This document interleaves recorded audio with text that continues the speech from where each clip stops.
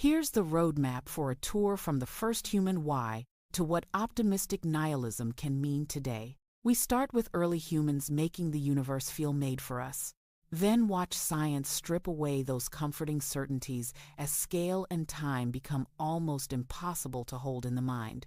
From there, the video turns to mortality, the ways people defend against it, and how religion, art, and legacy can grow from that fear. It closes by reframing us as part of the universe itself, exploring the optimistic nihilism scale, and ending on the idea that if no cosmic authority sets the meaning, that freedom is ours to choose. Something remarkable happened roughly 300,000 years ago on a pale blue dot orbiting an unremarkable star. A species woke up, not gradually, the way sleepers shift and stir, but in the deep evolutionary sense. Biological machinery grew complex enough to become aware of itself. Homo sapiens became the first known beings to look at the night sky and ask not just, "What is that?" but "Why am I here to see it?" The answer early humans arrived at was emotionally comforting and cosmically wrong. Everything was made for us. Neuroscientists understand this impulse as a survival mechanism baked into brain architecture. Pattern recognition, agency detection, and narrative construction all evolved to help humans navigate a dangerous world. In doing so, they generated a picture in which our species occupied the starring role.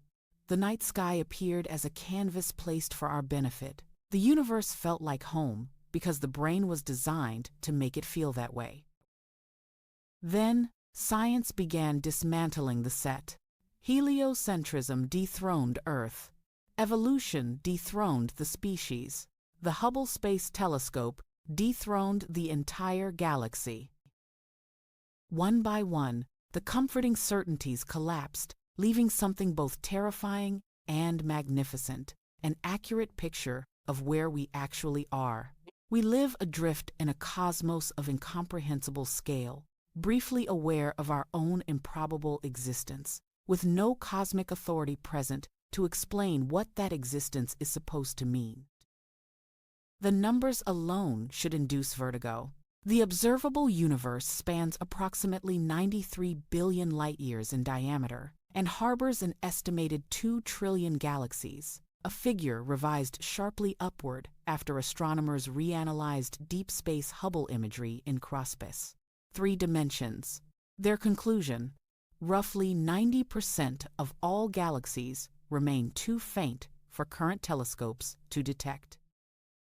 Each of those 2 trillion galaxies holds hundreds of billions of stars, any of which could host orbiting worlds. But here is the unsettling cognitive catch: none of those numbers mean anything to the human brain. Research in numerical cognition demonstrates that the mind has no genuine felt sense of quantities beyond a few hundred.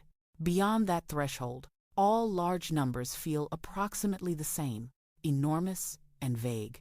2 trillion galaxies and 200 billion galaxies produce essentially indistinguishable emotional responses.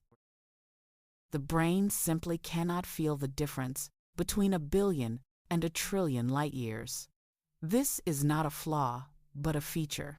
The human brain evolved to track social groups, navigate local landscapes, and count resources, not to grasp the geometry of a supercluster. Our solar system sits in a quiet arm of an average galaxy, which belongs to a galaxy group inside a supercluster that is only one of thousands making up the observable universe. The universe may extend vastly further still, but we will never confirm it. Scale alone places consciousness in the role of a candle flame at the edge of an infinite ocean. Scale in space is not the most sobering confrontation a conscious mind must face. Time is. A person lucky enough to reach a century accumulates approximately 5,200 weeks of lived experience.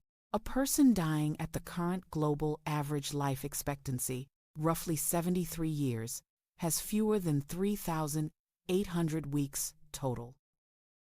Written that plainly, the number feels devastatingly small, and psychologists note this reaction is entirely rational. Research has established that felt time accelerates with age, a phenomenon explained by the proportional reduction in novelty relative to accumulated experience. The first decade of life feels nearly infinite because every experience is genuinely new. By midlife, familiar routines consume the same calendar time but leave far less cognitive trace, making years feel faster and more disposable. Yet the cosmos offers a strange counterpoint. If the 13.8 billion years preceding any human birth passed in an experiential blank, no sensation, no waiting, no awareness of duration, then the years following death should behave identically. Models of the far future predict that star formation will halt 1 to 100 trillion years from now as interstellar gas is exhausted. Eventually, the universe reaches thermodynamic equilibrium, what physicists call heat death, where no usable energy gradient remains to drive any physical process.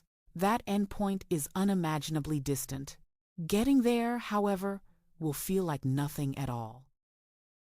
Awareness of one's own mortality is, as far as science can determine, unique to humans.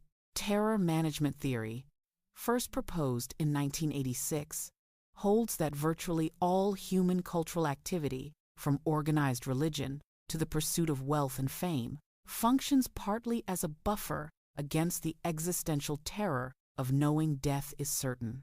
Close to 200 empirical studies across 4 decades support this idea.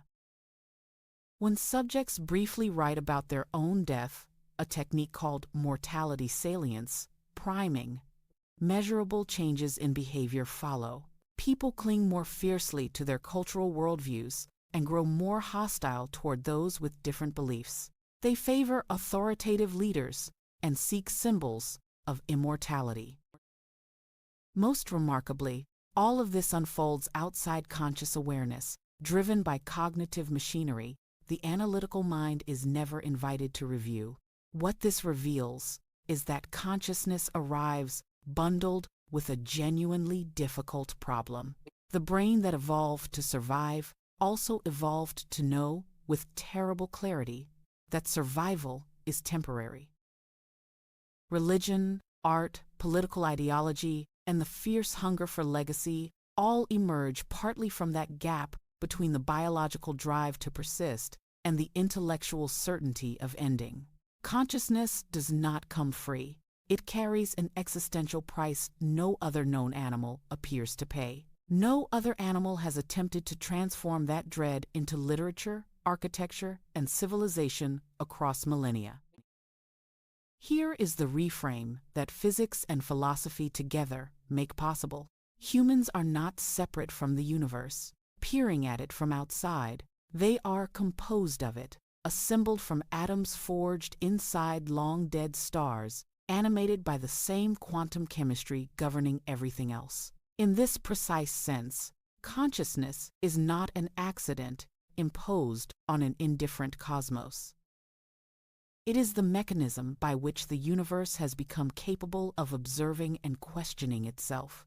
That is not poetry, but a straightforward description of what matter does when complexity reaches a sufficient threshold.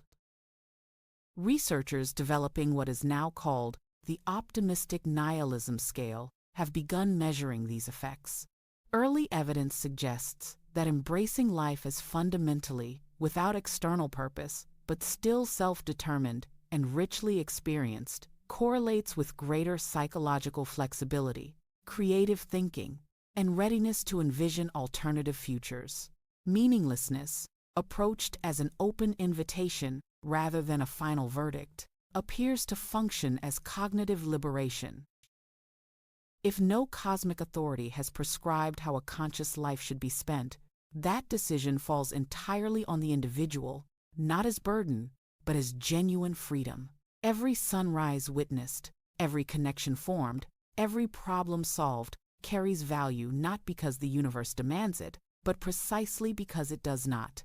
In a universe trending relentlessly toward silence, the deliberate choice to experience wonder, help others, and build something worth remembering may be the most radical act that matter has yet managed to perform.